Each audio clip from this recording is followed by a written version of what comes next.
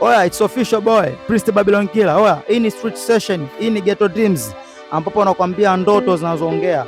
Hapa nipo Tabata Chang'ombe, nimekutana na vijana wenzangu hapa wapambanaji, wanapambana. Pamoja nikapiga nao story mbili tatu, wanielezee walianza lini kazi kama hizi za kujitolea na je, mipango yao ni nini? Kaka, mambo vipi? Poa. Mzima? Mzima. Wewe unaitwa nani na mtu wa wapi? Mimi naitwa Sebius Msovera, mtu wa Iringa. Mtu wa Iringa. Je, hapa mjini una miaka mingapi tangu umeingia? Nimeingia mwaka 96. Mwaka 96? Na hii kazi unaofanya kufanya kama hapa mnapobeba kifusi kama hivi. Paka kifusi kinaisha hichi mnashinga ngapi? Bwana wewe, njaa kali. Hatuna ajira, hatuna elimu yetu ndogo. Yaani hata hapa kuna elfu 20 kila mtu. Elfu 20 kila mtu. Sawa.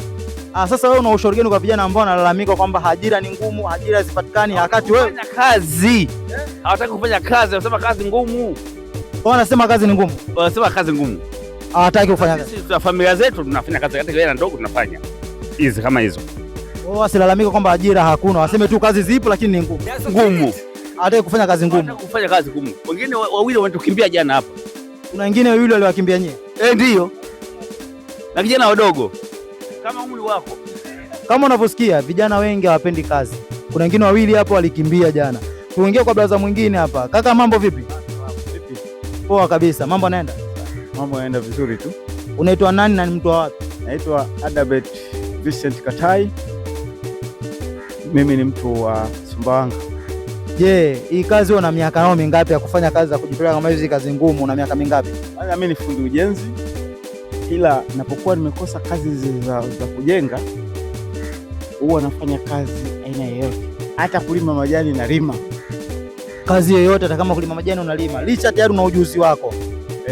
Ujuzi wangu mimi ni fundi, hata na kipaji kile cha kuchora yani ramani vile vile.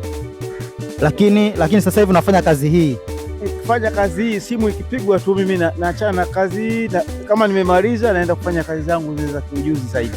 Je, una ushauri gani kwa vijana ambao wanalalamika kwamba kazi hakuna, ajira hakuna? Mimi ushauri wangu ni kwamba hawa waache kuchagua kazi. Uchukua unachagua kazi, matokeo yake utataka zile kazi laini, hela nyingi, wakati kuna kazi kama hizi hapa ukitoa jasho na damu unafanikiwa tu. Cha muhimu ni kazi ambazo vijana wengi wanachagua, ni kazi zile laini nyepesi.